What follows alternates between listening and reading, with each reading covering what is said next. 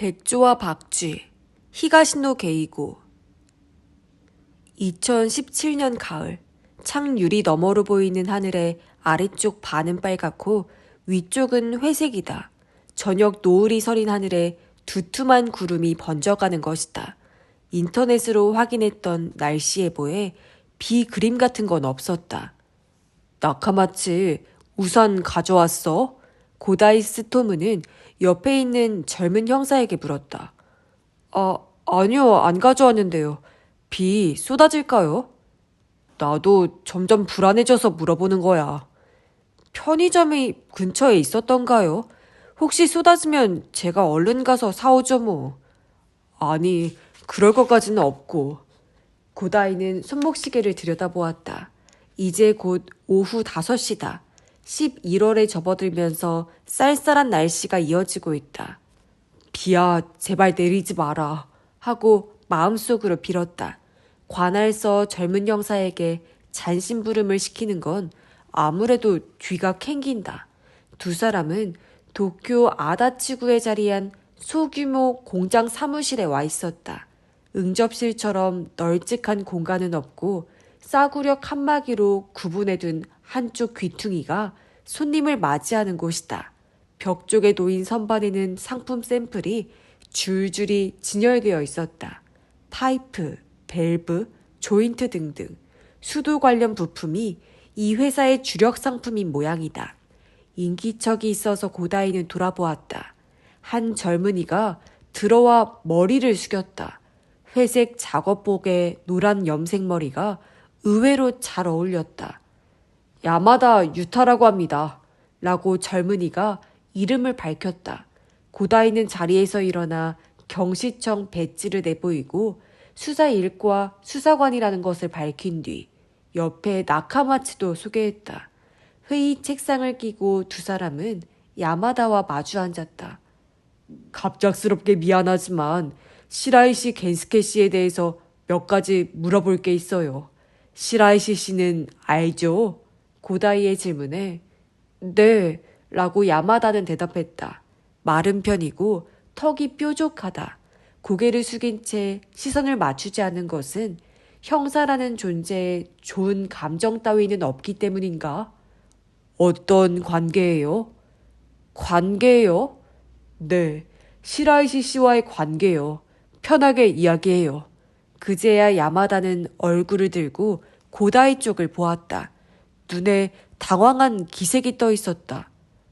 그런 건 다 아시니까 찾아오신 거잖아요. 고다이는 웃음을 건넸다. 본인 입으로 직접 듣고 싶어서요. 부탁합니다. 야마다는 불만과 불안과 당혹스러움이 뒤섞인 표정을 보이더니 다시 시선을 떨군 채 입을 열었다.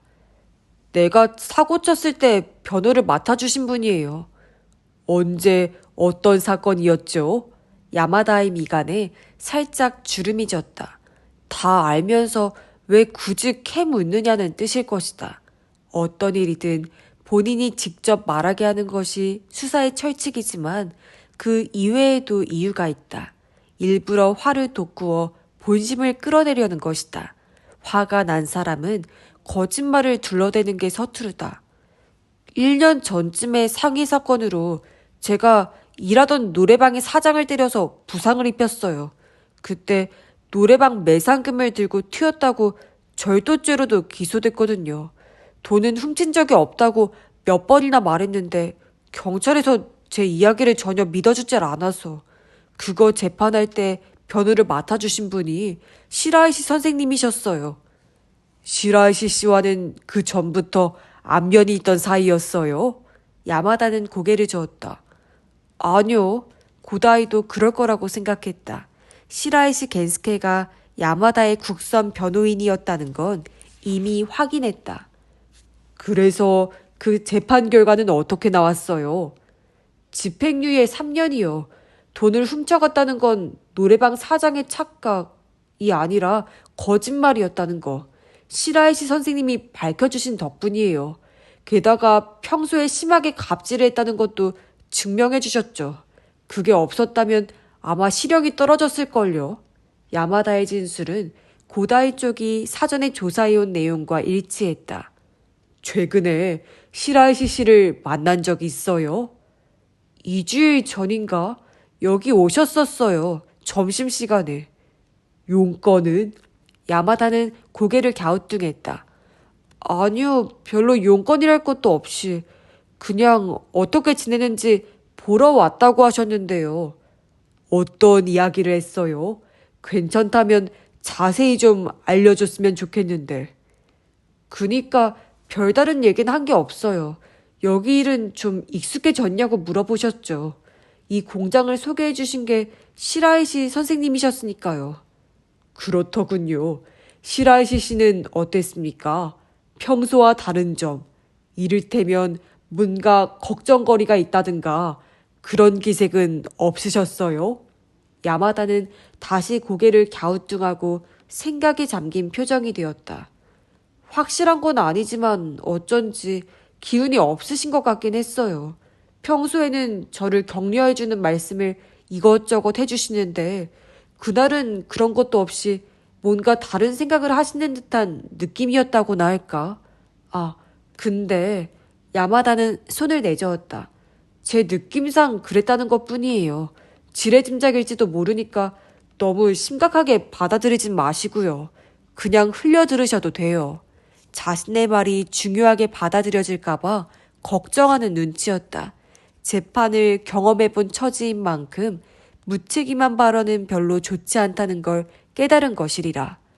이번 사건에 대해서는 알고 있죠? 고다이는 일단 확인해 보았다. 네, 알고 있습니다. 야마다가 턱을 슬쩍 끄덕였다. 얼굴이 조금 뻣뻣해진 것처럼 보였다. 어떤 생각이 들었어요? 어떤 생각이냐뇨. 그야 깜짝 놀랐죠. 어째서? 아니, 너무 뜻밖의 일이라서요. 시라이시 선생님이 살해되시다니요. 어떻게 그런 일이 다 있는지 진짜 모르겠어요. 뭔가 짐작 가는 건 없는 거네요. 없습니다. 라고 야마다는 강한 어조로 말했다. 시라이시 씨에게 원한을 가진 사람이 있었다든가 하는 건요. 나도 잘은 모르지만 그런 사람은 있을 리가 없어요. 혹시 있다면 그놈은 진짜 멍청한 놈이죠. 멍청이에다 쓰레기. 차라리 죽는 게 나을 놈이에요. 그 선생님께 원한을 품다니. 그건 절대로 있을 수 없어요. 야마다의 말투는 점점 열기를 더해갔다.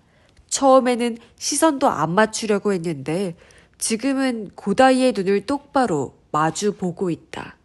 발단은 한 통의 전화였다. 수상한 차량이 길가에 주차되어 있으니 단속해달라는 신고가 들어온 것이다. 통신지령센터의 기록에 따르면 11월 1일 오전 7시 32분의 일이었다. 전화한 사람은 바로 옆에 있는 회사의 경비원이었다. 장소는 다케시바 삼바시 근처의 도로 위, 지명으로 말하면 미나토구 해안이다. 도쿄 이메 신교통 이메선과 병행해 뻗어나간 도로가에 그 감색 세단은 불법 주차되어 있었다. 인근 경찰서 소속의 교통과에서 출동했지만 곧바로 이 안건은 형사과로 돌려지게 되었다. 차 뒷좌석에서 남성의 사체가 발견되었기 때문이다. 검은색 계열의 양복 차림으로 복부를 칼에 찔렸다. 흉기로 사용된 칼은 몸에 박힌 채였고 그래서인지 출혈은 그리 많지 않았다. 지갑은 도난당하지 않고 안주머니에서 발견되었다. 약 7만 엔의 현금도 그대로 남아있었다. 지갑에 운전면허증이 있었기 때문에 신원은 간단하게 밝혀졌다.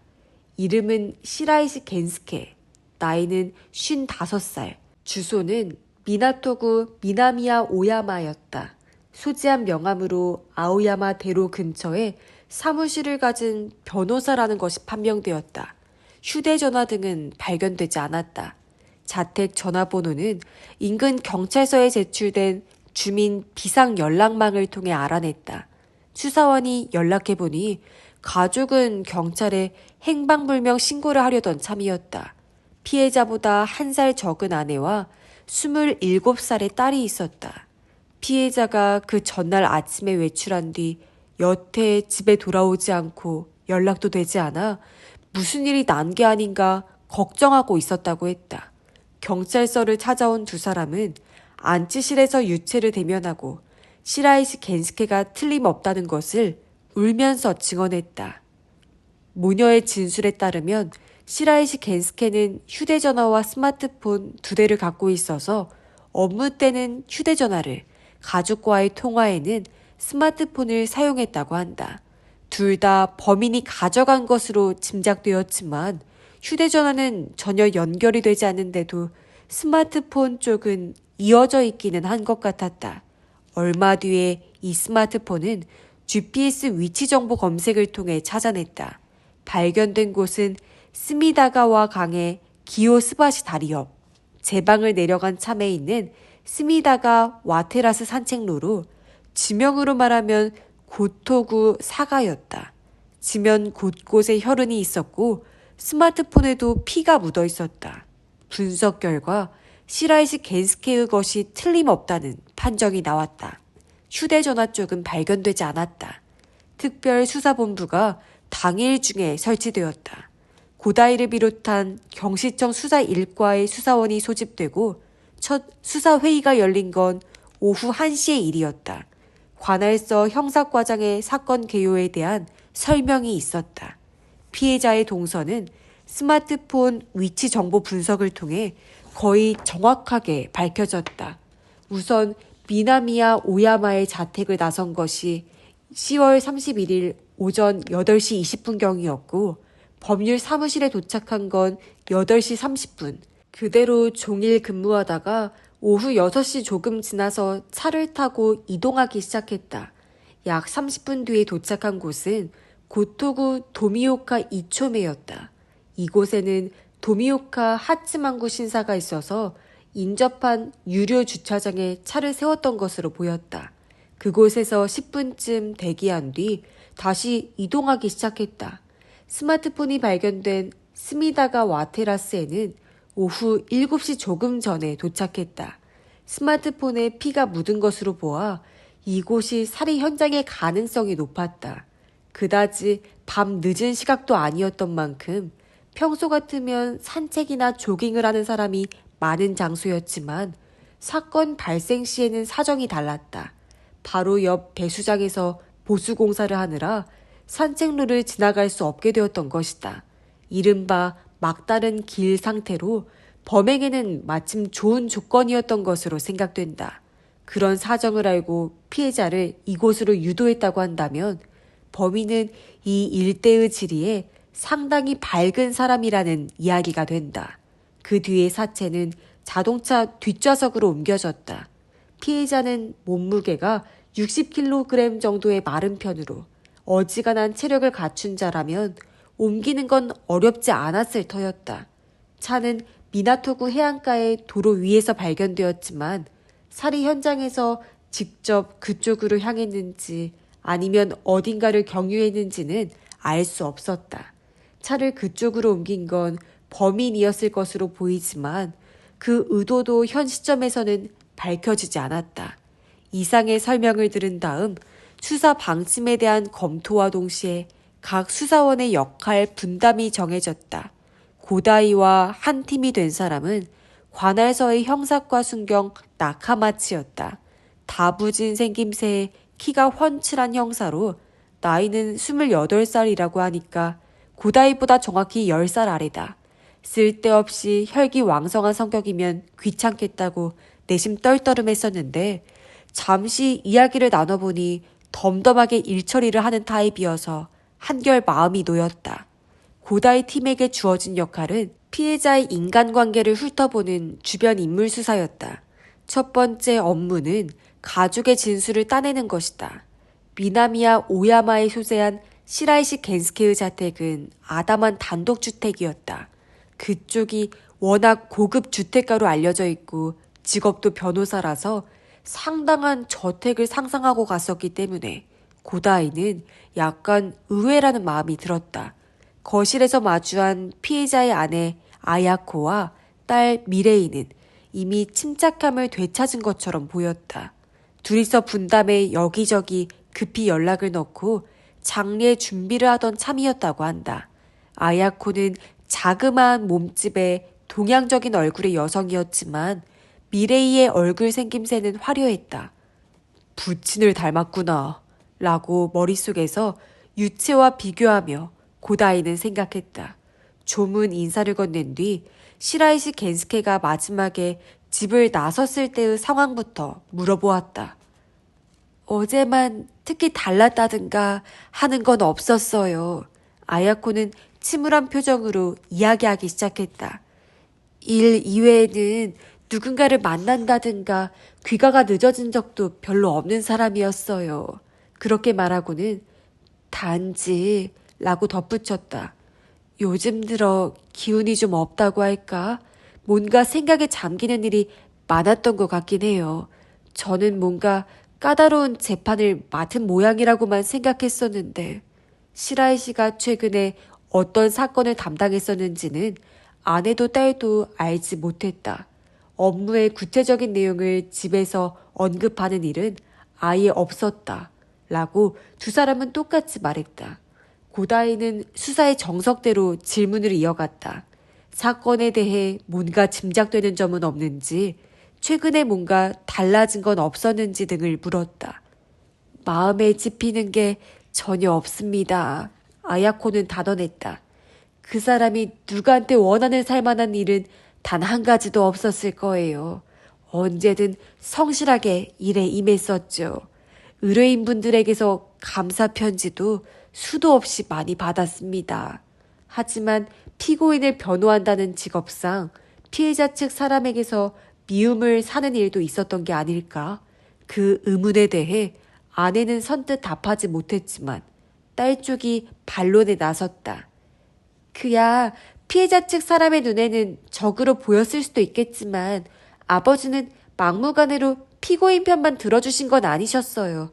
아버지가 사건에 대해 자세히 이야기해 주신 적은 없지만 변호사로서의 삶의 방식에 대해서는 자주 이야기하셨어요. 단지 감형만을 목표로 삼는 게 아니라 우선 피고인 스스로 죄를 깨닫게 하는 게 내가 정한 규칙이다. 그 죄가 얼마나 깊은지 정확히 헤아리기 위해 사건을 정사하는 것이 변호 활동의 기본이다. 라고 하셨어요. 그런 아버지가 누구에게 살해당할 만큼 원한을 사다니 생각할 수도 없는 일이에요. 말하는 중에 감정이 복받쳤는지 미레이의 목소리는 중간쯤부터 갈라져 나왔다. 눈도 조금 붉어졌다. 마지막으로 살해되기 전 시라이시 겐스케의 동선에 대해 고다이는 질문했다. 도미오카 하치만구 신사, 스미다가 와테라스, 미나토구 해안 같은 지명을 듣고 뭔가 생각나는 건 없습니까? 모녀는 똑같이 고개를 갸웃거렸다. 그런 지명은 시라이시 겐스케에게서 들어본 적조차 없다. 라는 답변이었다. 결국 두 사람에게서 유익하다고 할 만한 정보는 얻지 못했다. 뭔가 생각나는 게 있으면 연락해달라고 명함을 건네고 고다이와 나카마치는 자리에서 일어섰다. 그 다음에 찾아간 곳은 아오야마 대로 근처에 자리한 법률 사무실이었다. 벽면이 은색으로 번쩍거리는 빌딩의 4층으로 1층에는 유명한 커피점이 들어와 있었다. 두 형사를 맞이해준 사람은 나가이 세스코라는 이름의 안경을 쓴 여성이었다. 명함에 적힌 직함은 어시스턴트라고 되어 있었다. 나이는 40살 전후로 보이고 시라이시 겐스케 밑에서 일한 지는 15년째라고 한다. 나가이 세스코에 따르면 시라이시 겐스케는 주로 형사사건이나 교통사고, 소년 범죄를 다뤘다. 국선 변호인으로 등록되어 있어서 그쪽으로 의뢰가 들어오는 일도 많았던 모양이다. 예상 밖으로 무거운 형을 받은 의뢰인이 변호를 잘못했기 때문이라고 원한을 가졌을 만한 일은 없었느냐? 라고 고다이는 질문해 보았다. 그야 별의별 사람이 다 있죠. 나가이 세스코는 부정하지 않았다. 말이 안 되는 소리를 들이대는 경우도 많으니까요. 아무 짓도 안 했다. 무죄다라고 주장하는데 시라이시 변호사님이 판단하기에는 아무리 생각해도 범죄자인 거예요. 그럴 때는 끈기 있게 설득을 하시곤 했죠. 솔직히 털어놓는 게 결과적으로 더 낫다 라는 식으로 설득을 하죠. 그래도 본인이 자기 주장을 바꾸지 않으면 변호사님 입장에서는 어떻게 변호해줄 도리가 없어요. 말이 안 되는 소리를 재판에서 그대로 해줄 밖에요. 당연히 심증이 나빠져 감형은 바랄 수 없죠. 그야말로 자업자득인데 그래도 변호사님에게 괜한 화풀이를 하는 사람이 이따금 있더라고요. 고다이로서도 충분히 공감할 만한 이야기였다. 예전에 자신이 체포했던 용의자 중에도 그런 자가 있었다. 다만 변호사님은 형이 확정된 뒤에 그런 사람들도 극진히 돌봐주셔서 결국에는 거의 대부분 자신의 죄를 인정하고 받아들였어요. 판결이 내려졌을 때는 원망을 하던 사람이 형기를 마친 뒤에 감사 인사를 하러 왔던 일도 여러 번이나 있었습니다. 나가이 세스코의 말을 듣고 고다이는 인정파라는 단어를 떠올렸다. 시라이시 모녀에게 질문했던 대로 피해자 측에서 원한을 샀을 가능성에 대해서도 물어보았다. 나가이 세스코는 가능성이 전혀 없는 건 아니라고 답했다. 쌍방 화해를 추진한 자리에서 주먹질을 당할 뻔한 적도 있었거든요. 원래 피해자 측은 하나같이 화가 나 있기 마련이에요. 어쨌든 이를 온건하게 풀어가려는 변호사님의 태도가 자신들을 속이려는 것처럼 보였던 것이겠죠. 그렇다고 해도 살해당할 만큼 원한을 산 경우는 전혀 짐작되는 게 없다 라고 덧붙였다.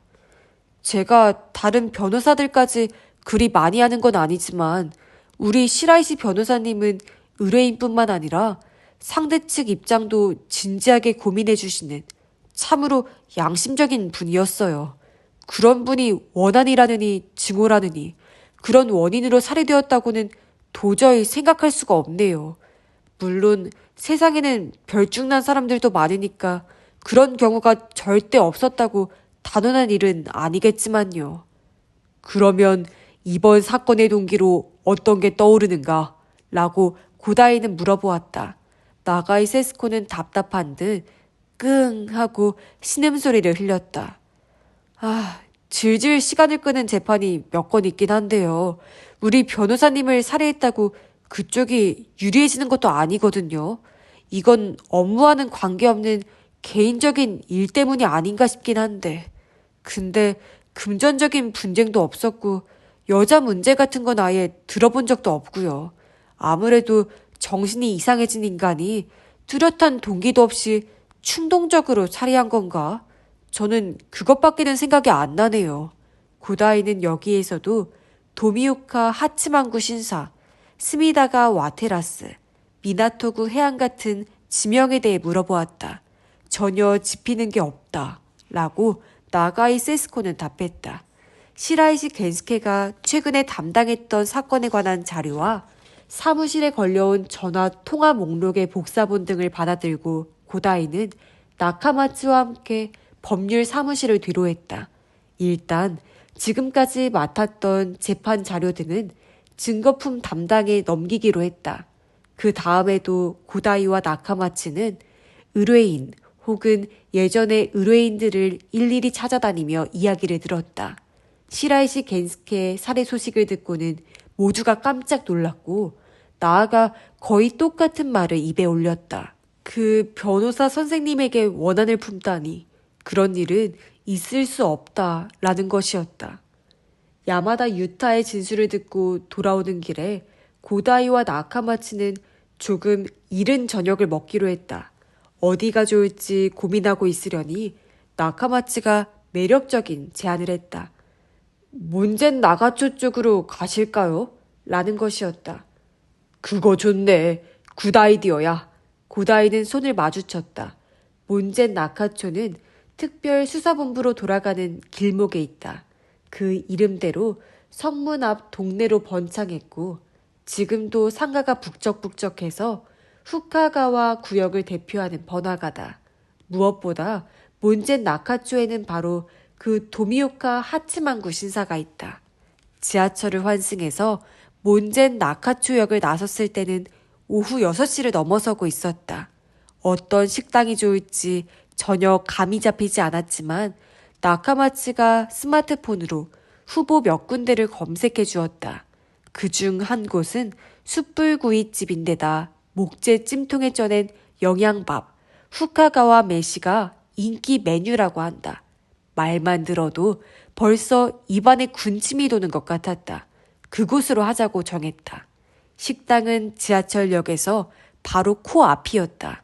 안으로 들어서자 디귿자 모양의 카운터석이 있고 그 안에서 흰 요리사 옷을 입은 남자가 채소며 어패류를 굽고 있었다. 아직은 빈자리가 많아서 고다이와 나카마치는 가장 안쪽의 테이블석을 선택했다.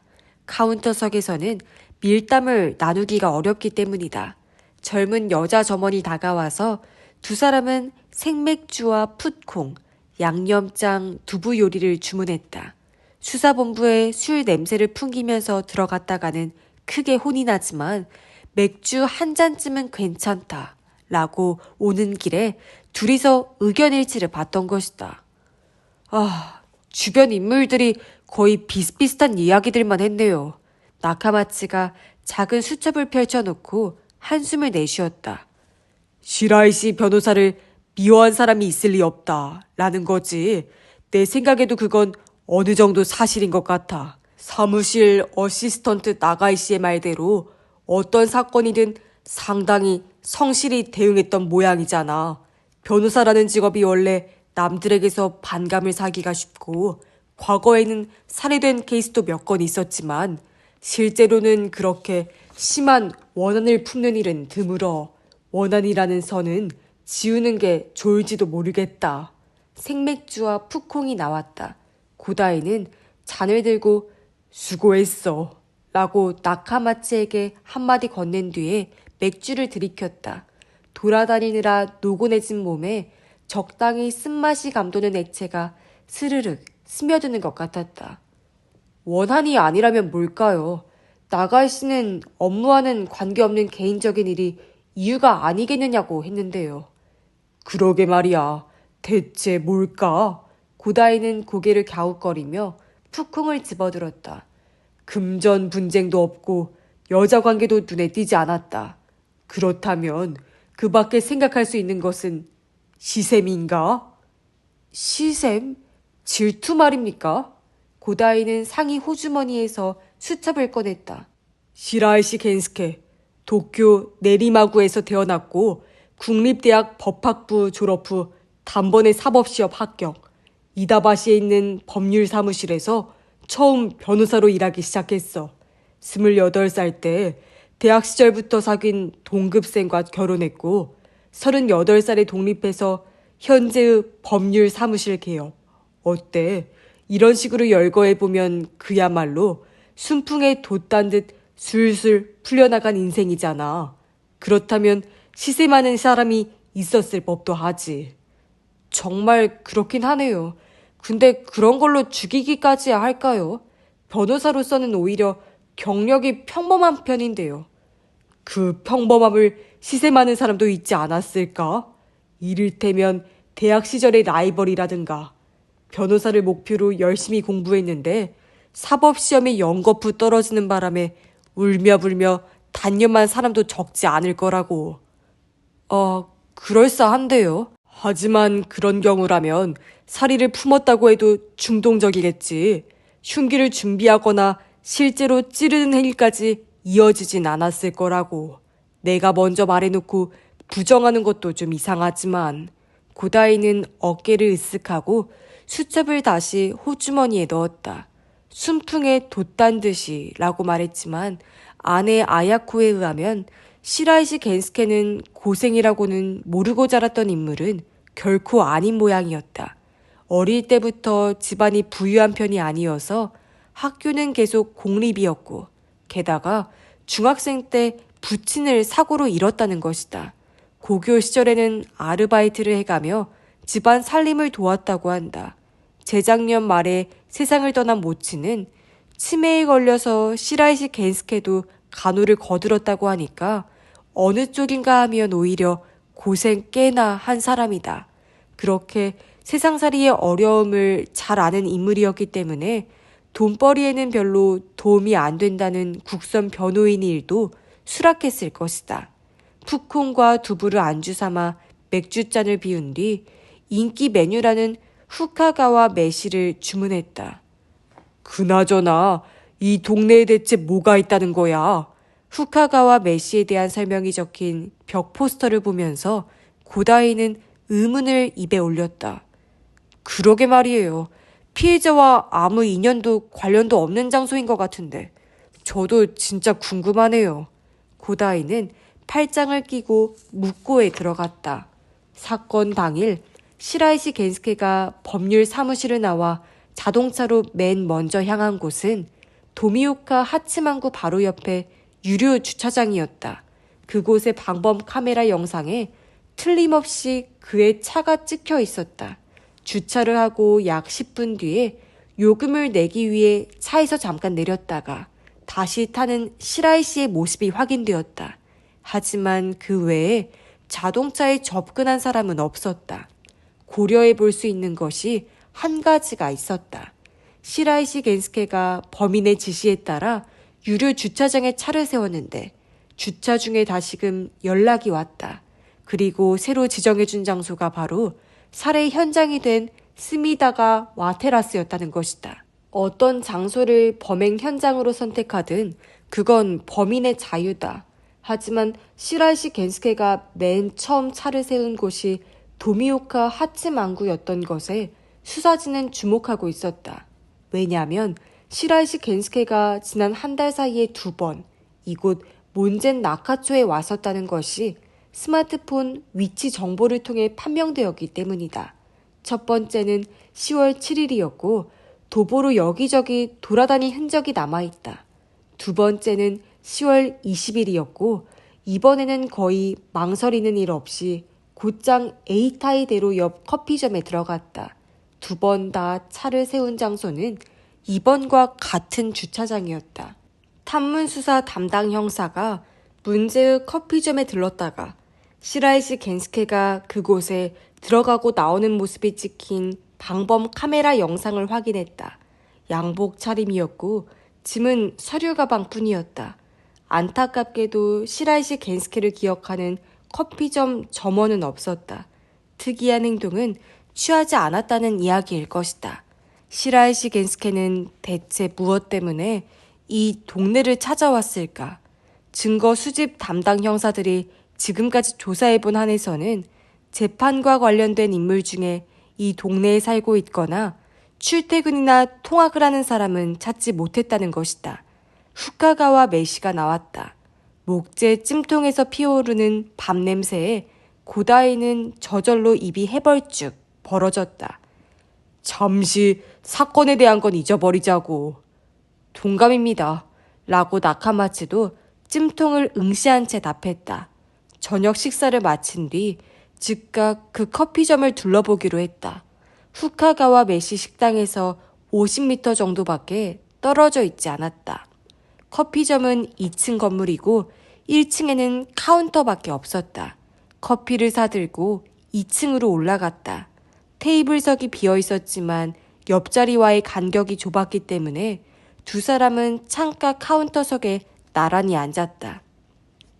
스마트폰의 위치 정보에 따르면 시라이시 씨는 이 커피점에서 2시간쯤 머문 것으로 나왔어. 아무 인연도 관련도 없는 동네의 커피점에서 2시간이나 뭐라고 있었을까? 첫 번째로 생각할 수 있는 건 누군가를 만났을 가능성이겠죠. 그건 그렇지. 하지만 나카마츠도 수사 회의에 참석했으니 잘 알겠지만 방범 카메라 영상을 보면 들어올 때도 나갈 때도 시라이시 씨는 혼자였어.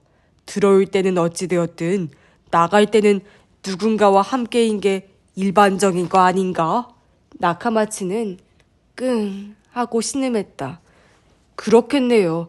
하지만 누구를 만난 것도 아니면서 이런 곳에서 2시간씩이나 대체 뭘 하죠? 책을 읽었을까요?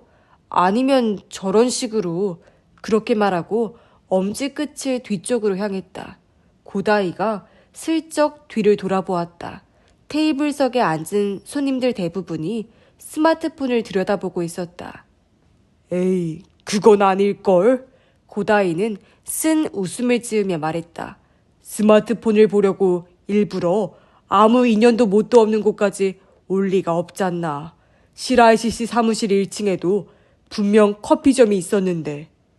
피해자가 커피를 무지 좋아하는 사람이고 이 가게 커피가 유난히 맛있다는 소문이 나서 일부러 찾아왔다 라는 것도 아닐 거고.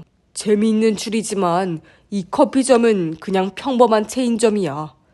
네, 맞는 말씀이네요. 나카마치는 머쓱한 표정을 지으며 종이컵을 입가로 가져갔다. 고다이도 커피를 한 모금 마시고 앞쪽을 내다보았다. 창 유리 너머로 에이타이 대로가 내려다 보였다. 퍼뜩 생각난 게 있어서 푸 하고 코웃음을 흘렸다. 왜요? 나카마츠가 물었다. 책을 읽는 것도 아니고 스마트폰을 보는 것도 아니면서 한 커피점에서 혼자 2시간씩이나 머물렀다? 보통 사람이라면 그런 짓은 하지 않지. 근데 어쩔 수 없이 그렇게 해야만 하는 사람들이 있어. 무슨 말인지 이해가 안 되었는지 나카마치는 당혹스러운 얼굴을 보였다. 그 얼굴을 손끝으로 가리키며 고다이는 뒤를 이었다. 바로 우리야. 잠복 근무 중에는 몇 시간씩이나 죽치고 앉아있잖나. 하고 나카마치가 입을 헤 벌렸다. 고다이는 수많은 차량이 오가는 에이타이 대로를 가리켰다. 저거 봐. 잠복 근무에는 그야말로 안성맞춤의 장소야. 몬젠 나카초의 웬만한 상점은 모두 이 도로변에 줄줄이 자리 잡고 있어. 저기 맞은편 상점들에 관해서 말하자면 어떤 가게에 어떤 식으로 손님이 드나드는지 한눈에 훤히 보이지 않나. 그리고 이 동네에 오는 사람도, 이 동네에서 나가는 사람도 대개는 이 도로를 이용하게 돼. 나카마치는 아래쪽 길을 내려다보며 정말 그러네요 라고 중얼거렸다. 피해자가 이 커피점에 온 이유가 그런 거 아니냐는 이야기네요. 즉 누군가의 행동을 감시하고 있었다는? 감시라는 표현이 적절한지 어떤지는 아직 잘 모르겠어. 시라이시 씨가 형사는 아니니까 말이야. 누군가 나타나기를 기다렸다 라는 건 어떨까? 그건 도보로 걸어오는 사람이었을까요? 나도 모르겠어. 어쩌면 그럴 수도 있고. 혹은 차를 도로 옆 주차 공간에 세워놓고 걸어오는 인물이거나 어딘가의 가게에 들어갔다가 이제 곧 나올 사람일 수도 있지. 다양한 가능성이 있지만 한 가지 확실하게 말할 수 있는 건 이곳이 잠복하기에는 최적의 장소라는 거야. 커피도 마실 수 있고. 나카마치가 눈빛을 반짝였다. 그거 상부에 보고해볼까요? 고다이는 피식 웃으며 뭔가를 털어내듯이 짧게 손을 내저었다. 아직은 아니야. 별 근거도 없고 추리라고도 할 수 없는 단순한 공상 수준이잖아. 이런 이야기에 일일이 귀를 기울였다가는 주임이나 계장이 몇 명 있어도 못 당하지. 그런가? 나카마치는 낙담하는 기색을 드러냈다. 뭐든 한 가지라도 본부에 선물을 들고 갔으면 했는데요.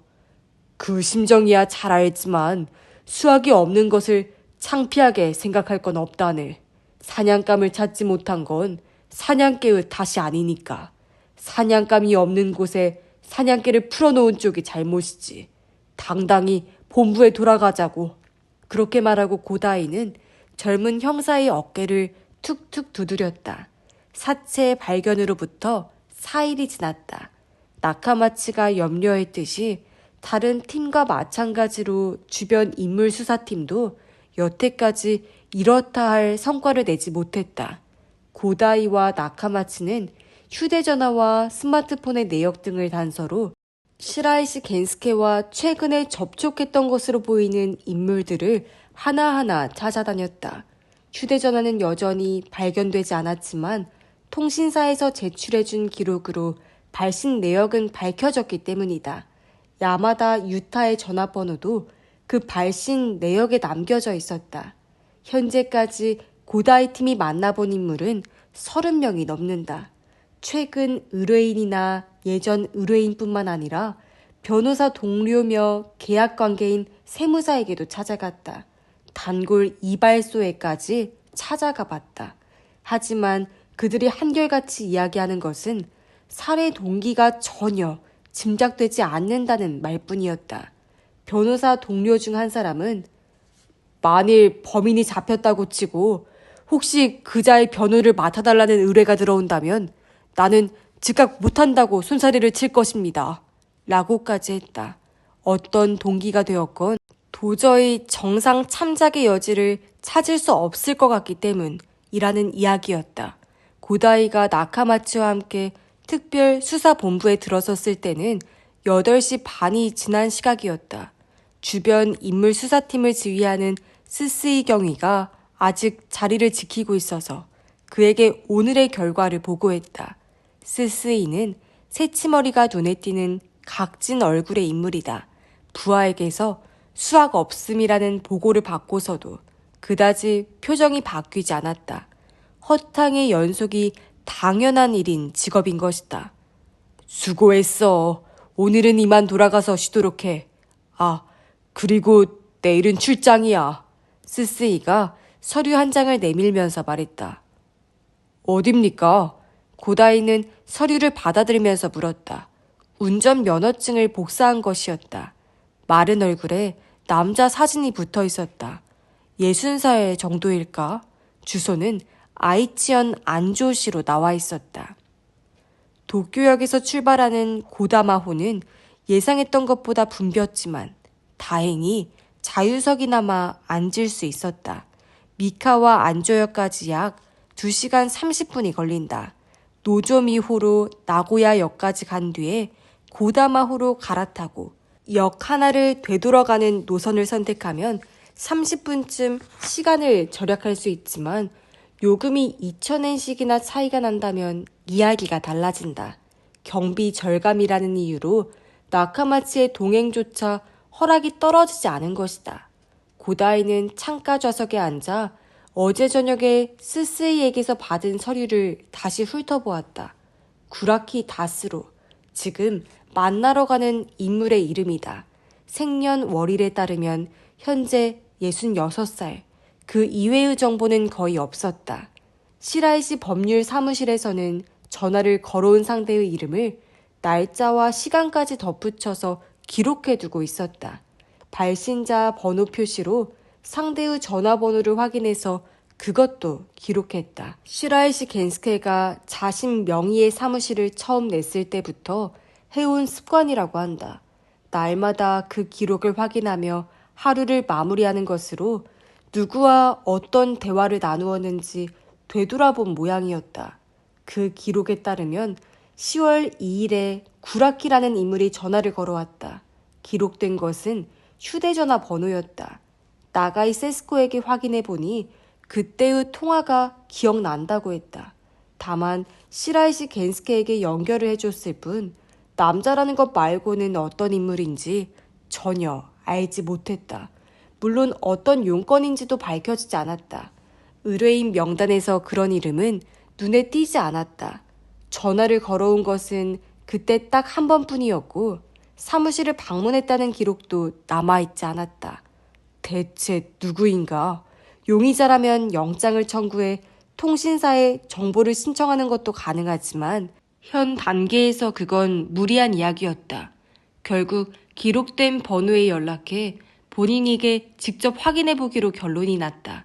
이성 쪽이 대화하기 쉬울 것이라는 계산에 따라 여성 경찰관이 그 역할을 맡았다. 사건 내용은 자세히 이야기하지 않고 수사의 일환일 뿐이라고 양해를 구하고 이름과 연락처 등을 물었다. 상대는 대답을 거부하는 일 없이 구라키 다스루라고 이름을 밝혔고 주소 등도 알려주었다. 여성 경찰관의 느낌상으로는 딱히 당황하는 듯한 낌새는 없었다고 한다. 그런 다음에 스스이가 다시 전화를 걸어 잠시 물어볼 게 있으니 시간을 내어줄 수 없겠느냐고 교섭에 나섰다. 구라키의 대답은 현재 퇴직해서 일을 나가는 것도 아니니 언제든 괜찮다는 것이었다. 그렇게 오늘 고다이가 미카와 안조로 향하게 된 것이다. 구라키는 스스이에게 어떤 사건을 문의하려는 것이냐고 몇 번이나 물었다고 한다. 당연히 그럴 것이다. 형사가 도쿄에서 일부러 거기까지 찾아간다면 상당히 큰 용건이라고 생각할 것이 틀림없다. 뒤가 캥기는 일이 없더라도 일단 신경이 쓰이는 게 당연하다. 하지만 물론 스스이는 그건 만나 뵙고 말씀드리겠다 라고만 말했다. 구라키가 사건에 관련이 있는지 없는지는 아직 모르지만 실제로 만날 때까지는 상대에게 쓸데없는 정보를 주지 않는 것이 수사의 철칙인 것이다. 오전 11시를 지났을 무렵 미카와 안조역에 도착했다. 역 건물 밖으로 나서자 작은 로터리가 보였다. 주차장에 차가 띄엄띄엄 서 있었다. 주위에 큰 건물이 적은 데다 화려한 간판도 눈에 띄지 않아 목가적인 분위기가 감도는 곳이었다. 택시 승차장에 빈 차 한 대가 대기하고 있었다. 고다이는 미리 출력해온 지도를 운전기사에게 내보였다. 아, 431 쪽이군요. 그렇게 말하고 운전기사가 시동을 걸었다. 이 한자를 431라고 읽습니까? 시노메가 아니고요. 고다이가 물었다. 그렇죠. 타지에서 온 사람은 모를 겁니다. 유명한 게 아무것도 없는 동네라서요. 운전기사가 웃으면서 하는 말에 사투리가 섞여 있었다. 미카와 지방 사투리다. 고다이는 찻장 밖으로 시선을 옮겼다. 도로는 널찍하고 인도도 넓다. 그 도로 옆으로 민가며 상점이 늘어서 있었다. 고층 빌딩이 보이지 않는 대신 민가가 되었든 점포가 되었든 부지를 넉넉히 사용하고 있었다. 이런 곳에 익숙해지면 도쿄의 밀집한 주택가에서는 못 살겠구나 라고 고다이는 생각했다. 출발하고 채 10분도 안 되어 택시는 멈춰섰다. 이 근처에요. 운전기사가 말했다. 네, 여기서 내려주십시오. 고다이는 요금을 내고 택시에서 내렸다. 주위의 경치와 지도를 견주어 보면서 걸음을 옮겼다. 새로 지은 집과 오래된 집, 다양한 단독주택이 줄줄이 들어섰다. 공통점이라면 반드시 주차장이 있다는 것이었다. 차를 여러 대 세워둔 집도 드물지 않았다. 대문에 구라키라는 문패가 걸린 집도 바로 앞이 카포트였다. 그곳에 세워져 있는 건 회색 소형차였다. 차 안을 살펴보니 룸미러에 오마모리, 즉 행운을 비는 부적이 매달려 있었다. 문패 밑으로 인터폰이 보였다. 버튼을 누르고 기다리자 네 라는 남자 목소리가 들려왔다. 도쿄에서 온 사람입니다. 아, 네. 잠시 뒤 잠금이 풀리는 소리가 나고 마당 건너 현관의 문이 열렸다. 카디건을 걸치고 면허증 사진 그대로 마른 얼굴의 인물이 나타났다. 하지만 체격은 고다이가 상상했던 것보다 훨씬 더 늠름했다. 고다이라고 합니다. 바쁘실 텐데 죄송합니다. 경시정 배지를 꺼내면서 다가가 상대에게 내보이고는 잽싸게 안주머니에 챙겨 넣었다. 그 대신 이번에는 명함을 꺼내 내밀었다. 구라키는 받아든 명함을 눈을 가늘게 하고 들여다본 뒤 안으로 들어오라고 권해주었다. 실례합니다.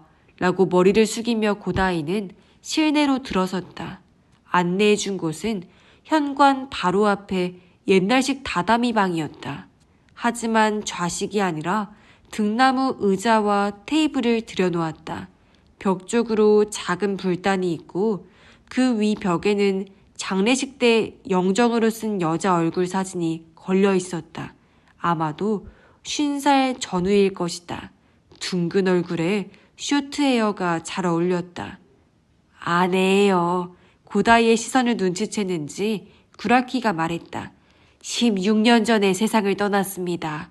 나보다 한 살 많으니까 당시에 51살이었죠. 저런 아직 젊은 나이셨는데 무슨 사고라도. 아니, 골수성 백혈병이었어요. 골수이식이 가능했다면 어떻게든 살려낼 수도 있었을 텐데 결국 기증자를 찾지 못해서요.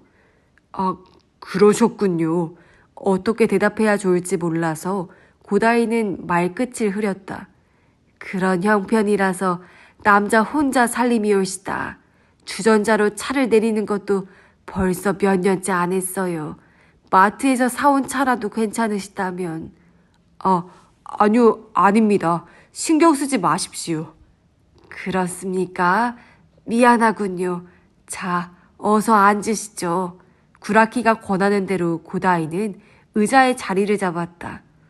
어제 전화로 연락했던 사람에게서 이야기는 들으셨겠지만 사건 수사를 하는 과정에서 구라키 씨의 이름이 나왔어요. 도쿄의 시라이시 법률사무실 착신 기록에 구라키 씨의 휴대전화 번호가 남겨져 있었습니다. 그게 왜 문제인가 하면 현재 수사 중인 사안이 시라이시 씨 살해 사건에 관한 것이기 때문입니다. 단숨에 이야기한 뒤에 고다이는 구라키의 반응을 살펴보았다. 마른 얼굴의 노인은 거의 표정이 바뀌지 않은 채 짧게 턱을 끄덕였다. 알고 계셨습니까? 시라이시 씨가 살해된 것을요? 어제 경찰서에서 전화를 받고 인터넷으로 찾아봤어요. 내가 이래봬도 컴퓨터는 좀 다를 줄 알거든요. 사건을 알고 놀랐어요. 경찰이 나한테 찾아오는 것도 그럴만하다 싶었습니다. 구라키의 목소리는 침착했다. 사건을 알고 계신다니 말씀드리기가 한결 수월하겠군요. 오늘 여쭤볼 것은 구라키 씨가 시라이시 변호사에게 전화한 이유에 대한 겁니다. 시라이시 씨와는 어떤 관계이신지. 구라키는 짧게 깎은 머리를 뒤로 쓸어 넘겼다. 딱히 관계는 없어요. 만난 적도 없고 이야기한 것도 그 통화가 처음이자 마지막이었습니다. 만난 적도 없는 사람에게 전화를 하셨다고요? 무슨 일로? 그야 상담을 받으려고 했죠. 상담이요? 법률 상담이에요. 요즘 작은 고민거리가 있어서 돈에 관한 고민거리예요. 어떤 사람하고 다툼이 났어요. 그래서 법률상 어떻게 해결하면 되는지 전화해 본 거였어요. 왜 시라이시 변호사 사무실에? 어떤 곳이든 상관없었어요.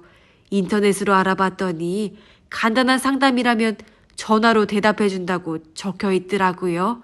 게다가 무료라고 해서 나로서는 본격적으로 의뢰할 생각은 아니었으니까 도쿄든 오사카든 상관이 없었습니다.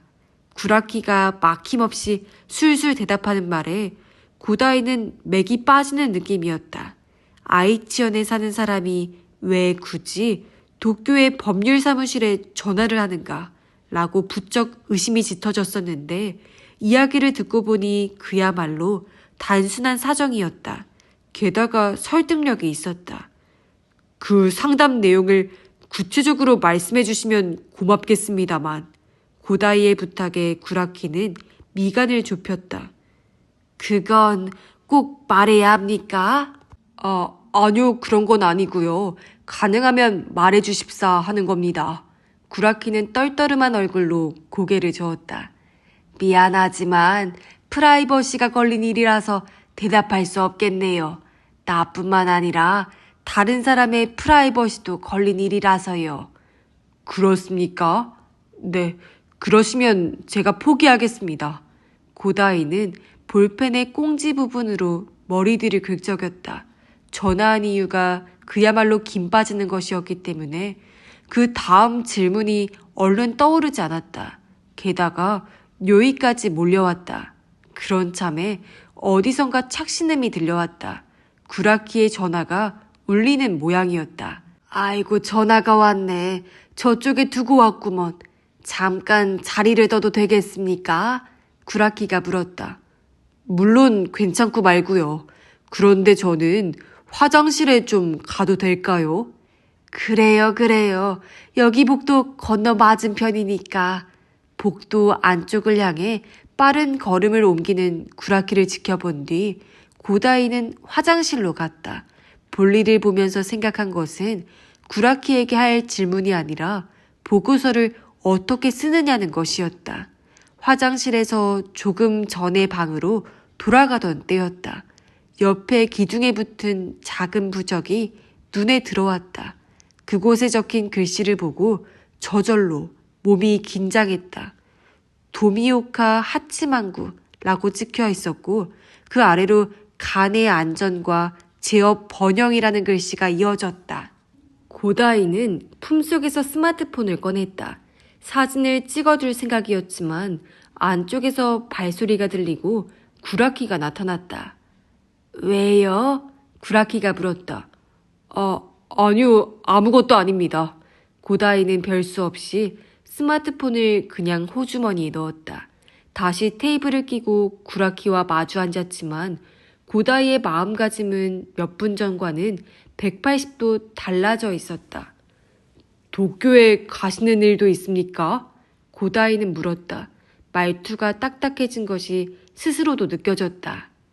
네, 있지요. 아들이 거기 사니까요. 아드님이요?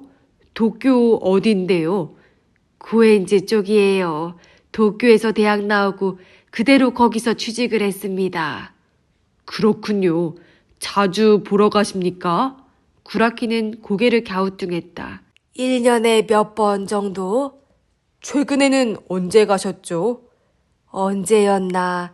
한 석 달 전쯤이었던 것으로 기억합니다만. 정확한 날짜를 알려주셨으면 합니다. 구라키가 쓱 노려보았다. 그건 왜? 죄송합니다. 저희 하는 일이 원래 그렇거든요. 고다이는 머리를 숙였다. 관련된 분들에게 모두 이런 식으로 확인을 해야만 합니다. 양해해 주십시오. 관련이라고 해봤자 전화 한 번 했던 것뿐인데. 죄송합니다. 라고 고다이는 되풀이했다. 구라키는 한숨을 내쉬더니 잠깐 기다려봐요. 라면서 옆에 휴대전화를 집어들었다. 스마트폰이 아니었다. 진지한 표정으로 손끝을 움직이고 있었지만 도쿄에서 온 형사를 따돌릴 만한 방편을 얻기 위한 시간 벌기가 아닌가 하고 고다이는 내심 짐작했다. 8월 16일이었군요. 구라키가 휴대전화 화면을 들여다보면서 대답했다. 아들과 문자를 주고받은 게 남아있어요. 16일부터 1박 2일로 다녀왔습니다. 추석 연휴에도 아들이 고향에 내려오지 않는다길래 내가 올라갔어요. 뭐 해마다 그렇죠. 도쿄에 가시면 아드님 댁에서 주무시게 되나요? 그렇죠. 아들이 아직 독신이라 공연히 눈치 볼 필요는 없으니까요. 괜찮으시면 아드님 이름과 연락처 등을 알려주시겠습니까? 고다이의 말에 구라키는 슬쩍 시선을 떨구고 눈을 깜짝거렸다. 망설이는 것처럼 보였다. 이윽고 구라키가 입을 열었다. 가즈마라고 합니다. 아들이 다니는 회사는. 구라키는 유명한 광고 대행사 이름을 밝히고 휴대전화를 들여다보며 전화번호를 알려주었다. 고다이는 재빨리 메모에 들어갔다. 도쿄에 가셨을 때는 어떻게 지내시지요? 어디 자주 가시는 곳이 있으십니까? 갈 때마다 달라요. 도쿄가 아니면 볼 수 없는 것이 있으면 그런 곳에도 가죠. 몇 년 전에는 스카이트리에 올라갔었어요. 그냥 높기만 하고 별것도 없긴 했지만요. 절이나 신사는요? 요즘 사찰 순례를 좋아하시는 분들도 많은 것 같던데요. 사찰 순례라. 글쎄요. 싫어하는 건 아니지만 그리 좋아하는 것도 아니라서. 화장실 앞 기둥에 도미오카 하치망구의 부적이 붙어 있었어요. 그리 오래된 건 아니던데 그 부적 구라키 씨가 붙이셨겠죠? 아, 그거 누군가 다른 사람이 준 거예요. 나는 그리 신심이 깊은 건 아니지만 기왕 받았으니 붙여놓자 싶어서. 다른 사람에게서 받으신 거라고요? 구라키 씨가 도미오카 하치망구에 가신 게 아니고요. 네, 받은 겁니다. 누구한테서요? 어떤 관계인 분에게서 받으셨습니까? 구라키는 의아하다는 듯 고다이를 마주 보았다. 눈에 서린 경계의 빛이 짙어졌다. 왜 그런 걸 궁금해하지요? 누구에게 받았건 별 상관이 없을 것 같은데. 그건 저희 쪽에서 판단합니다. 누구에게서 받았는지 알려주시겠습니까? 구라키는 크게 숨을 들이신 뒤 지그시 눈을 감았다. 기억을 더듬는 것인지도 모르지만 그 모습도 고다이에게는 시간 벌기로 생각되었다. 미안하군요. 이윽고 구라키가 눈을 뜨고 말했다. 잊어버렸어요. 잊어버려요? 사찰의 부적이라면 그리 친하지 않은 사람이 건네주는 일은 없을 텐데요. 그야 그렇겠지만 기억이 나질 않으니 어쩔 수가 없군요. 미안합니다. 이제 늙어서 망령이 났나 봅니다. 탐문수사나 취조 때 가장 힘든 대답 중에 하나가 잊어버렸다라는 것이다. 모른다라고 한다면 물증을 들이대면서 모를 리가 없다고 추궁하는 것도 가능하지만 잊어버렸다에 대해서는 손쓸 방도가 없다. 하지만 고다이는 뭔가 감이 왔다. 이번 출장은 분명 헛걸음은 아니다. 시라이시 변호사의 사무실에 전화한 건 단순한 법률 상담 때문이라고 하셨는데 그 건에 대해 다른 법률 사무실에도 상담한 적이 있습니까? 구라키는 고개를 가로저었다. 아니, 안 했어요. 시라이시 변호사에게 상담을 받고 문제가 해결되었기 때문입니까? 아니죠. 그 반대였어요. 시라이시 변호사에게서는 인터넷으로 잠깐 검색해보면 알만한 의례적인 답변밖엔 못 받았습니다. 생각해보면 무료 상담이니 그게 당연한지도 모르지요. 그래서 더 이상 의미가 없다 싶어서 다른 곳에도 상담은 하지 않기로 했습니다. 구라키는 시선을 피하는 일도 없이 태연히 답했다. 사실대로 솔직히 대답할 뿐인 것처럼 보이지만 거짓말을 들키지 않는다는 절대적인 자신감의 표현인 것 같기도 했다. 어쨌든 이 자리에서 그걸 밝히는 건 불가능하다고 고다이는 생각했다. 하지만 한 가지 반드시 확인해 두어야 할 것이 있었다. 고다이는 손목시계를 들여다보았다. 아이고, 시간이 벌써 이렇게 됐네. 죄송합니다. 그러면 마지막 질문입니다. 지난 10월 31일에 도쿄에 가셨었습니까? 11월 31일이라. 이거 알리바이 확인처럼 들리는군요.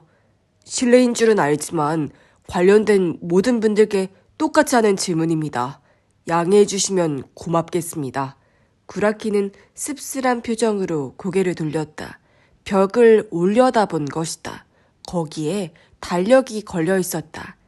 지난달 31일입니까? 공교롭게도 아무 예정도 없었군요. 그렇다면 평소와 다름없는 평범한 하루였다는 이야기네요. 그건 무슨 말씀이신지.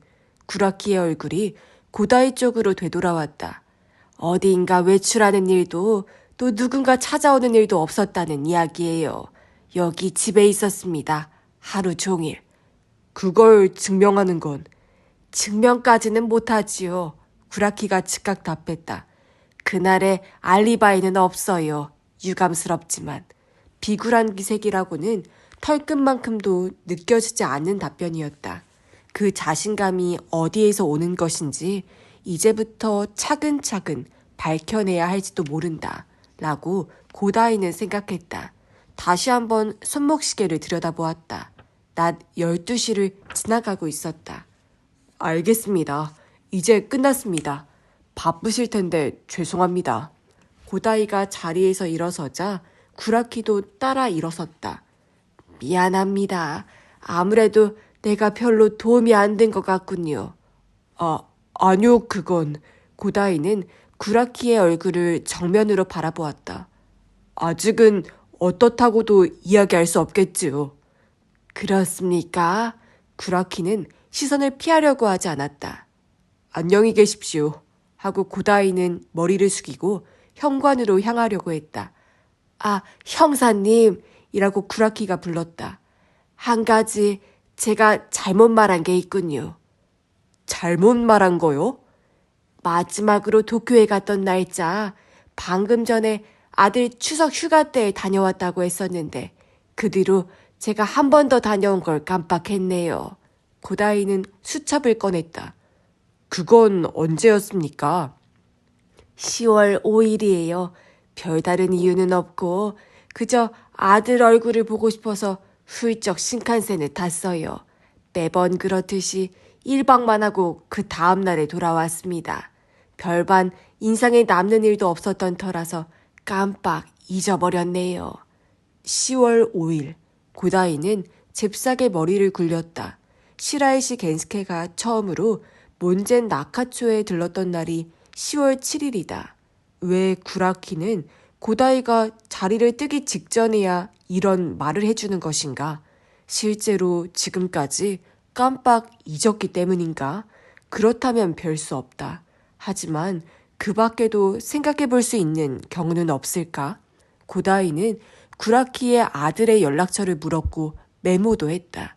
즉 구라키는 경찰이 아들에게 찾아갈 것으로 예상하고 10월 5일 이야기를 숨기는 건 별로 좋지 않다고 계산한 게 아닐까? 아들에게 확인해보면 금세 드러날 일이기 때문이다. 그렇다면 처음에 왜 숨겼는가 하는 점이 궁금해진다. 하지만 그걸 여기서 캐물어봤자 쓸데없다. 깜빡 잊어버린 것뿐이라고 주장할 게 틀림없기 때문이다. 협조해 주셔서 감사합니다. 고다이는 인사를 건네고 방을 나섰다. 현관으로 향하는 도중에 그 부적 앞에서 멈추어 섰다. 이 부적 누가 줬는지 생각나면 연락해 드리는 게 좋겠군요. 구라키가 물었다. 네, 물론입니다.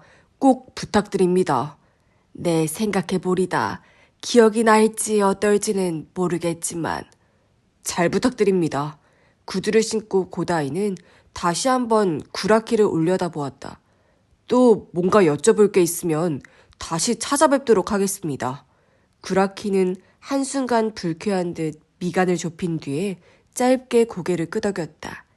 그래요. 뭔가 있으면 언제든. 실례하겠습니다. 라고 말하고 고다이는 밖으로 나왔다. 현관문을 닫자 금세 자물쇠가 달칵 걸리는 소리가 났다. 길로 나서려다가 문득 생각이 난 게 있어서 옆에 자동차로 다가갔다. 몸을 숙여 앞 유리 너머로 시선을 집중해 들여다보았다. 룸미러에 오마모리가 매달려 있었다. 예상이 딱 맞았다. 붉은 천의 금실로 도미오카 하치망구 교통안전수호라는 자수가 들어간 오마모리였다. 이것도 누가 준 것이라고 구라키는 말할까? 그리고 그게 누구였는지는 잊어버렸다고. 길로 나와 걸음을 옮기면서 왜 자신이 산 것이라고 말하지 않을까? 라고 고다이는 생각을 굴렸다. 자신이 도미오카 하치망구에서 사온 것이라고 말했다면 누가 줬는지 잊어버렸다. 라는 부자연스러운 대답은 하지 않아도 된다. 어쩌면 사실인지도 모른다. 실제로 누군가 준 것이었기 때문에 깜빡 그렇게 대답이 튀어나왔다. 하지만 부적을 준 사람의 이름을 댈 수 없었기 때문에 난감한 나머지 잊어버렸다고 말했던 게 아닐까? 고다이는 어느새 걸음이 급해졌다. 도쿄에 돌아가면 할 일이 많겠구나 라고 생각했다. 구라키 가즈마의 회사는 구단시타 쪽에 있었다. 야스쿠니 대로변에 서 있는 오피스 빌딩이다. 하지만 고다이는 안으로 들어가는 대신 바깥에서 그의 휴대전화 번호로 미리 연락을 하기로 했다. 전화를 받은 구라키의 아들은 경시청 형사라는 말에 뜻밖이라는 듯한 목소리를 냈다. 문의할 게 있어서 만났으면 한다고 말하자 어떤 건에 대한 것이냐고 물었다. 아무래도 아버지에게서 아무 이야기도 못 들은 모양이었다. 다행히 가즈마는 회사 안에 있었고 잠시 자리를 비워도 된다고 해서 회사 옆 오래된 찻집에서 만나기로 했다.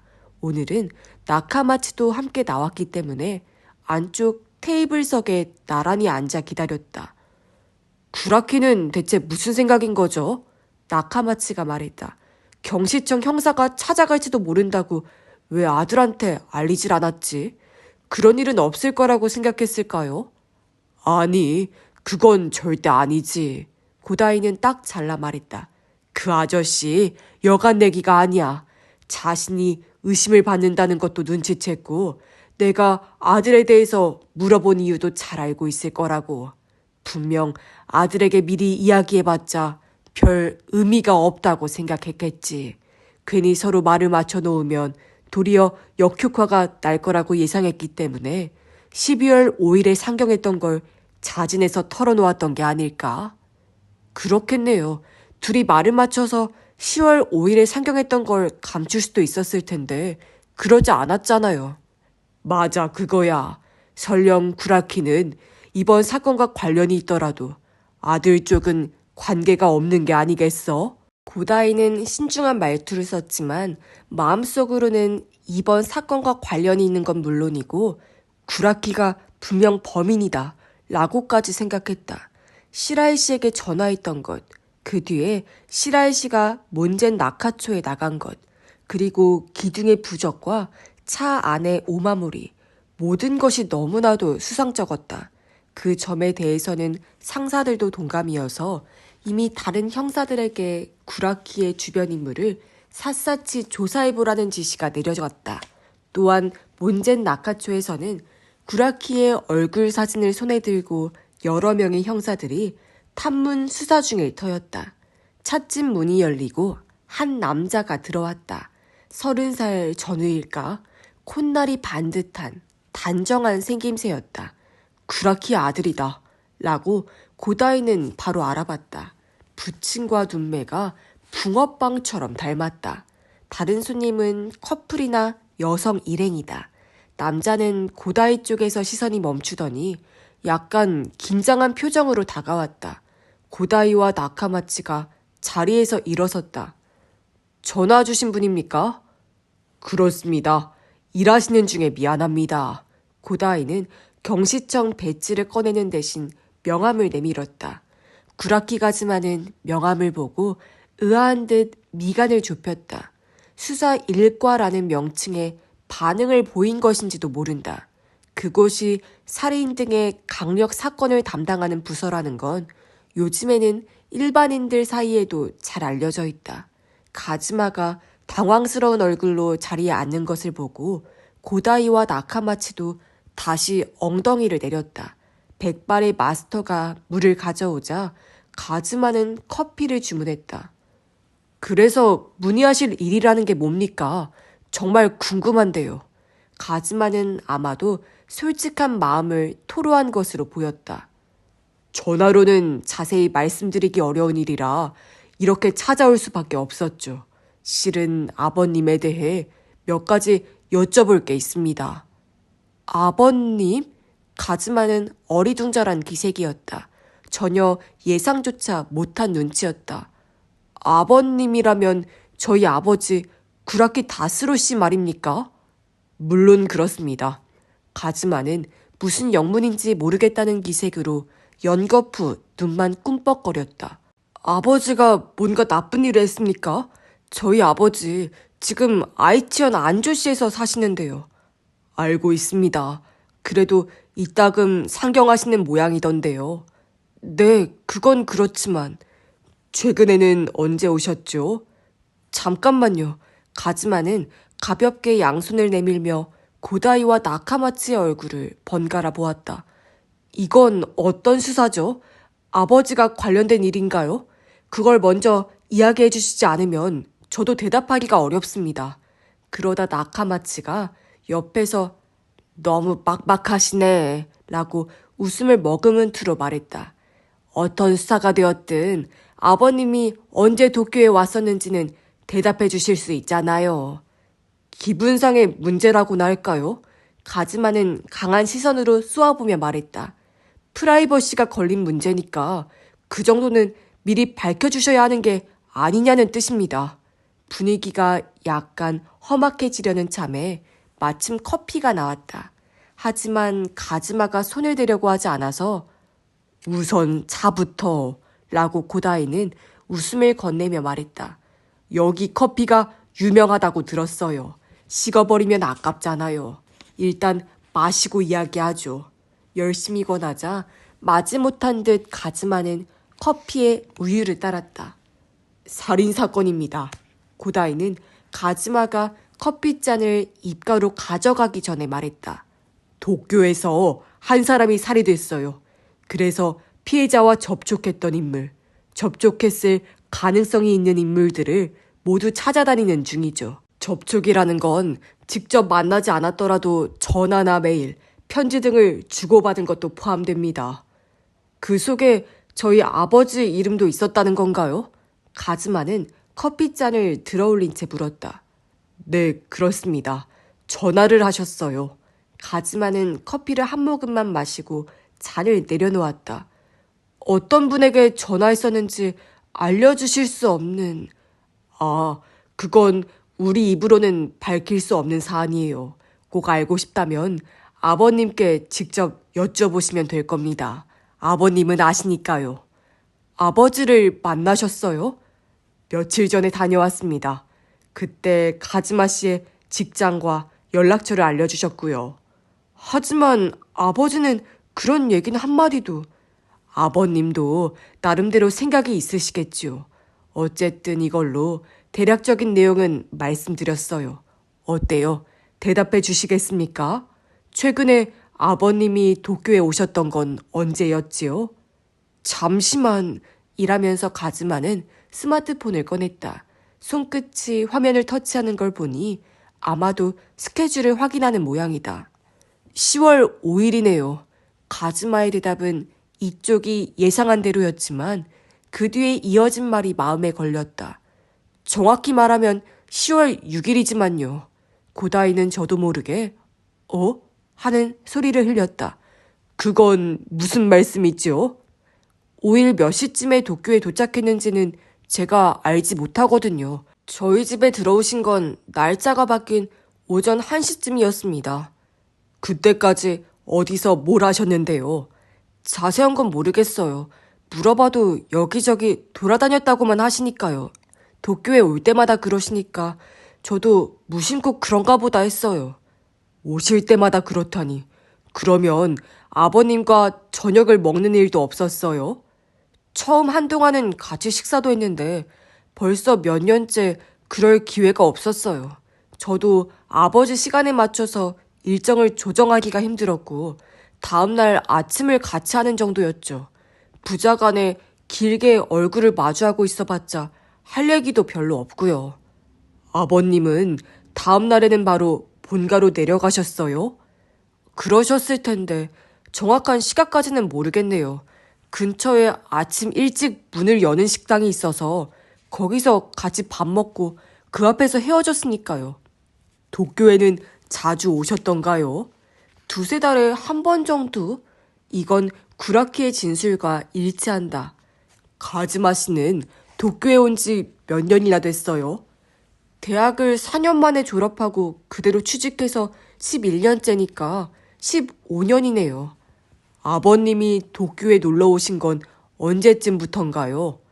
정년 퇴직하시고 나서부터였을 거예요. 시간이 생겼다면서 오시곤 했으니까요. 그 이후로 내내 지금 같은 페이스로 다녀가셨군요. 그렇죠. 네, 그랬던 것 같아요. 그동안에 뭔가 달라진 점은 없었어요? 좋은 일이든 아니든 괜찮습니다. 아버님이 오늘 이런 일이 있었다 라는 식으로 이야기한 게 있었다거나요. 글쎄요. 가즈마는 손바닥을 이마에 짚으며 말했다. 짜잘한 일들은 이야기하셨을 텐데 기억이 안 나네요. 미안합니다. 아버님은 도쿄에서 주로 혼자 다니셨어요? 누군가를 만난다거나 하는 건. 그런 얘기는... 가즈마의 표정에 잠깐 낭패감이 스치는 것을 고다이는 놓치지 않았다. 아버지한테서 들은 적이 없습니다. 도쿄에 아는 분도 없을 거고 새로 누구를 사귀었다는 이야기도 없으셨어요. 항상 혼자였을 겁니다. 그렇군요. 그럼 두 가지만 더 묻겠습니다. 몬젠 나카초라는 지명을 듣고 뭔가 생각나는 건 없어요? 혹은 도미오카 하치망구. 몬젠 나카초요? 생각지도 못한 지명이 튀어나왔는지 가즈마는 잠시 어리둥절한 기색이었다. 그게 연기를 하는 것처럼은 보이지 않았다. 고개를 가로저으며 거기가 왜요? 왜 갑자기 그런 지명이 나오죠? 라고 오히려 되물었다. 정말로 짐작되는 게 없다고 봐도 무방할 것 같았다. 미안하지만 그 점에 대한 답변도 하기가 어려워요. 자, 마지막 질문입니다. 최근에 아버님이 법률과 관련된 일로 뭔가 상의하신 적이 있습니까? 법률이요? 어떤 법률 말이죠? 어떤 것이든 좋아요. 금전과 관련된 것일 수도 있고 권리에 관한 것일 수도 있겠죠. 아버님이 그런 이야기를 하신 적이 있습니까? 아니요. 저한테 그런 이야기를 하신 적은 없어요. 알겠습니다. 저의 질문은 여기까지. 고맙습니다. 고다이는 자신의 수첩을 덮었다. 저도 잠깐 한 가지만 물어봐도 될까요? 옆에서 한참이나 말이 없던 나카마치가 입을 열었다. 아버님이 도쿄에 오시는 것에 대해 가즈마 씨는 어떻게 생각하셨어요? 어떻게라는 건 무슨 말씀이신지. 저도 지방 출신이라 잘 알지만 부모님이 자주 찾아오시면 상당히 번거롭더라고요. 두세 달에 한 번이라면 꽤나 자주 오신 편이잖아요. 무슨 일 때문에 이렇게 자주 올라오시는지 이상하게 생각하는 게 일반적이지 않을까요? 도쿄 구경이라고 해도 가볼 만한 곳이래야 뻔하니까요. 그렇다면 뭔가 다른 목적이 있는 건 아닌지 궁금해할 것 같은데요. 가즈마는 노골적으로 불쾌감을 드러냈다. 미간에 주름을 새기고 입이 삐뚤음해진 채 커피잔을 집어들었다. 이미 미지근해진 커피를 마시더니 거칠게 잔을 내려놓았다. 그쪽 집안은 부자 관계가 어떤지 모르지만 우리는 서로 간섭하지 않는다는 주의예요. 아버지가 도쿄에서 뭘 하시든 내가 관여할 일이 아닙니다. 따라서 궁금할 것도 없어요. 가즈마는 고다이에게로 시선을 돌렸다. 회사 일이 남아있어서 이만 실례할까 하는데 괜찮겠습니까? 네, 물론입니다. 수고하셨습니다. 고다이가 머리를 숙였다가 들었을 때 이미 가즈마는 성큼성큼 출구로 향하고 있었다. 이봐, 마지막 일격 아주 좋았어. 고다이는 옆자리의 나카마치에게 웃음을 건네며 말했다. 가즈마 씨도 아버지에 대해 뭔가 미심쩍었던 거야. 그걸 콕 집어서 지적하니까 자기도 모르게 감정이 격해져 버린 것 같아. 미심쩍었다니 뭐가요? 하고 고다이는 콧김을 내뿜으며 웃었다. 자주 오시는데 아들에게 행선지는 알려주지 않는다. 그리고 아들 집에는 한밤중에나 들어오신다. 별다른 이야기도 나누지 않은 채 다음 날에는 본가로 내려가신다. 남자가 그런 행동을 취한다면 이유는 단 한 가지뿐이잖아. 여자요? 고다이는 크게 고개를 끄덕였다. 도미오카 하치만구의 부적과 오마무리도 여자가 줬을걸. 이제 그 여자만 찾아내면 이번 사건 술술 풀리겠는데. 본부에 큰 선물을 들고 갈 수 있겠네요. 나카마치는 흐뭇한 듯이 실눈이 되어 웃었다. 구라키 가즈마를 만나고 3일 만에 그 여자로 추정되는 인물을 찾아냈다. 수훈을 올린 것은 구라키 다스로의 사진을 들고 나가 몬젠 나가초를 샅샅이 발로 뛰어다닌 수사원들이었다. 상점과 귀퉁이 작은 가게 하나도 허투루 넘기지 않고 끈질기게 탐문하다가 마침내 한 주류 판매원 점원에게서 몇 번 봤다 라는 증언을 따낸 것이다. 하지만 그 주류 판매점에는 음주 코너 같은 건 없었다.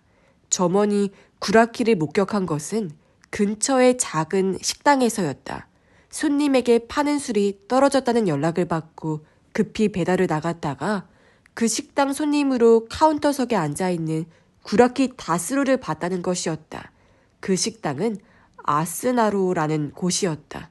몬젠 나카초에 가게를 댄 지 20여 년이 된 곳이라고 했다. 주인은 70대 할머니지만 실제로 운영하는 건 딸이고 이쪽은 아직 40 전후였다.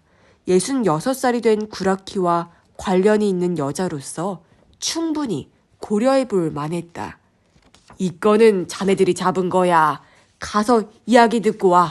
그렇게 말하며 스스이가 건네준 것은 한 장의 지도였다. 아스나로의 위치를 표시한 것이었다. 고다이는 나카마치와 함께 다시 몬젠 나카초로 나갔다. 하지만 그 식당에 가기 전에 잠깐 들를 데가 있었다. 그런 얘기를 했더니 나카마치도 즉각 동의했다. 좋은데요? 자자 가시죠. 시라이시 겐스케가 들렀던 바로 그 커피점이다. 지난번처럼 2층으로 올라가 에이타이 대로가 내려다 보이는 카운터석에 나란히 앉았다. 고다이 씨! 라고 젊은 형사가 흥분한 목소리를 냈다. 그가 손에 든 것은 스스이가 건네준 지도였다. 이거 진짜 틀림없는데요? 고다이는 옆에서 지도를 흘끔 들여다보았다. 아스나로가 입점한 건물이 이 커피점 정면 맞은편이라는 건 이곳에 오기 전에 이미 확인했다. 시라이시 겐스케가 이 자리에서 아스나로에 드나드는 사람들을 감시했다라는 건 결코 엉뚱한 상상은 아닐 터였다. 그렇게 단정적으로 말할 수 없지만 아예 빗나간 이야기도 아니겠지? 고다이는 종이컵을 손에 들며 말했다. 익숙하게 마셔온 체인점 커피지만 오늘은 각별한 맛이 있었다. 요즘에는 어떤 작은 식당도 인터넷에서 간단히 정보를 입수할 수 있다. 아스나로의 개점 시각은 오후 5시 반이었다. 시계바늘이 4시 반을 넘어설 즈음에 두 사람은 자리를 털고 일어섰다. 길을 건너 그 작고 오래된 건물로 갔다. 1층은 라면집이고 그 옆에 계단이 있었다. 층계참 위에 아스나로 간판이 서 있는 게 보였다. 계단을 올라가자 입구에 준비 중이라는 팻말이 걸려 있었다. 그 문을 열고 안으로 들어섰다. 우선 고다이의 오감을 자극한 것은 다시 국물의 향기였다. 그 다음에야 가게 안의 모습이 눈에 들어왔다. 원목으로 짠 카운터 너머에 젊은 여자가 서 있었다. 스웨트 셔츠 차림에 앞치마를 두르고 있다. 하지만 화장은 끝냈는지 공들여 들인 눈썹이 인상적이었다. 죄송하지만 개점은 5시 반부터예요. 여자가 말했다. 아니요, 손님으로 온 게 아니고요. 이런 사람입니다. 고다이는 경시청 배지를 여자에게 내보였다. 여자는 국자를 든 채 당황한 듯 움직임을 멈췄다. 심호흡을 하는 기척 끝에 아, 네, 라고 대답했다. 어떤 일로? 첫인상은 젊은 여자라는 것이었지만 찬찬히 보니 눈가에 잔주름이 있었다. 그래도 전혀 40대로는 보이지 않았다. 얼굴이 작고 이목구비가 또렷하다. 실례지만 이 가게 사장님이십니까? 아니요. 사장님은 저희 어머니세요. 지금 잠깐 시장에 나가셨는데. 그러면 어머님이 아사바 요코 씨? 네, 맞아요. 여기서 일하시는 것 같은데 성함을 여쭤봐도 될까요? 전 아사바 오리에라고 합니다. 저희 가게에는 무슨 일이시죠? 불안한 듯 흔들리는 눈빛으로 물었지만 고다이는 대답 대신 한자로 어떻게 쓰는 이름이냐고 재우쳐 물었다. 직물의 직에 은의 해를 쓴다고 여자는 대답했다. 나카마치가 옆에서 그대로 메모했다. 고다이는 얼굴 사진 한 장을 내밀었다. 이 사람 아십니까? 오리에는 사진을 보고 눈이 둥그레졌다. 네, 라고 고개를 끄덕인다. 누군지 알고 있습니까? 구라키 씨라는 분이세요. 우리 식당에 가끔 오셨습니다. 성씨 말고 이름은?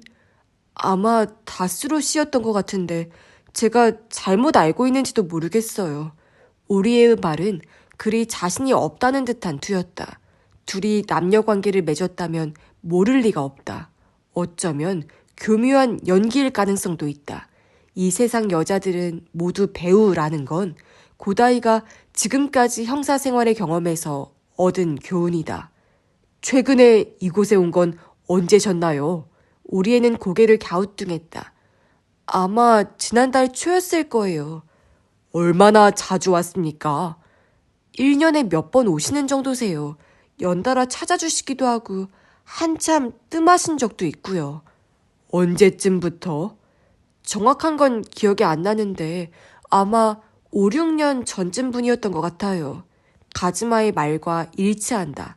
구라키는 도쿄에 올 때마다 이 식당을 찾은 모양이다. 이 식당을 찾아오게 된 이유를 이야기한 적은 없었습니까? 이를테면 누가 알려줬다거나. 글쎄요, 라고 오리에는 고개를 갸웃거렸다. 그런 얘기는 안 하셨는데 아마 우연히 들렀다가 마음에 드셨던 거겠죠. 혼자였습니까? 아니면 누군가 같이 온 사람이 있었어요? 아니요, 항상 혼자 오셨어요. 혼자라면 아무래도 좀 따분했을 텐데 어떤 모습이었어요? 어떤 모습이냐.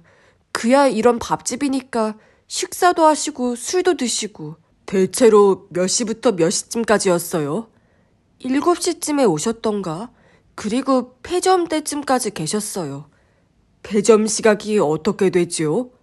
마지막 주문을 받는 게 11시, 문을 닫는 건 11시 반이에요. 주로 어떤 자리에서?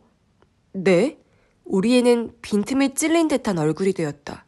단골 식당이 생기면 정해진 자리에 앉고 싶어지지 않습니까? 그런 자리가 있지 않았나 해서요. 하고 우리 애는 고개를 끄덕이더니 저기에요 라고 벽 쪽의 자리를 가리켰다. 그 자리를 지그시 쳐다보며 고다이는 구라키가 앉아있는 모습을 머릿속에 그렸다. 다른 손님에게 방해가 되지 않는 자리에서 식당이 문을 닫을 때까지 4시간 반 동안 술잔을 기울이며 혼자 보낸다. 그건 이 가게에 특별한 마음을 품지 않고서는 할 수 없는 일이다. 아니, 가게가 아니라 사람인가? 저기요, 라고 오리에가 마음먹은 듯이 입을 열었다. 이건 어떤 수사예요? 구라키 씨에게 무슨 일이라도 있었어요? 고다이가 입을 꾹 다물고 있자 나카마치가 온화한 어조로 말했다. 질문에 답만 해주시면 됩니다. 굳이 더 알려고 하시지 않는 게 좋아요. 하지만 이런 식으로 구라키 씨에 대해서 꼬치꼬치 캐물으시면 저도 걱정이 되죠. 다음에 구라키 씨가 오셨을 때 어떻게 대해야 할지 모르겠네요. 어쩌다 한 번씩 오시지만 정말 좋은 분이세요. 저한테도 또 저희 어머니에게도 친절하시고. 오늘 일을 구라키 씨에게 이야기해도 되나요? 물론 괜찮습니다. 고다이는 즉각 답했다. 이미 구라키 씨도 만나고 왔어요. 그렇군요. 뜻밖이라는 듯 시선을 피하는 오리에의 얼굴을 고다이는 찬찬히 살펴보았다. 구라키와 특별한 관계라면 도쿄 형사가 아이치현까지 찾아왔다는 이야기를 못 들었을 리 없다.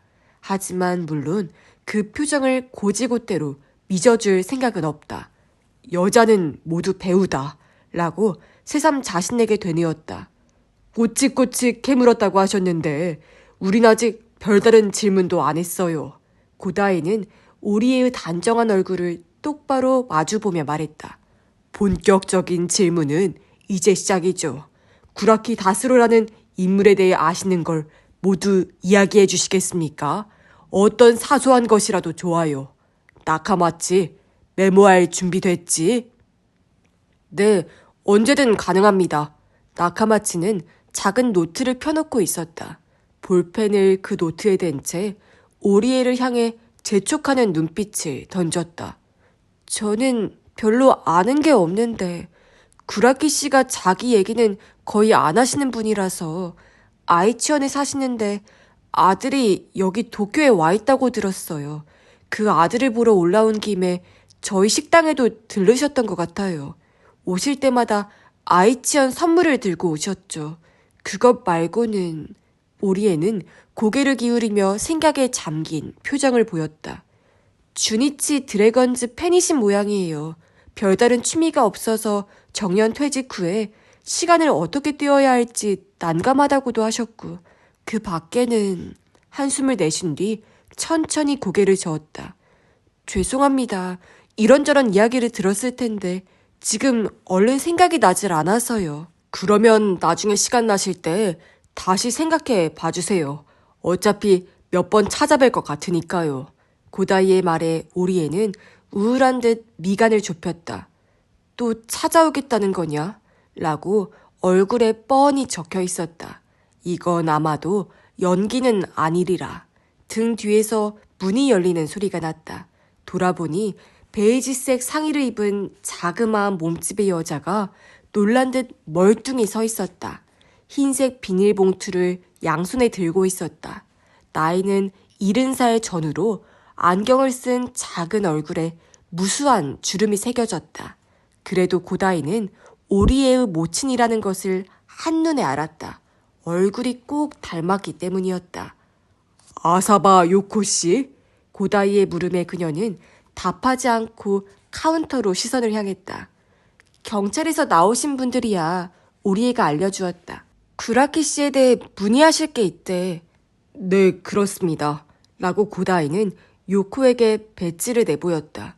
요코는 경찰 배지 따위에는 관심도 없다는 듯이 쌩하니 카운터로 다가가 들고 있던 비닐봉투를 오리에에게 건넸다.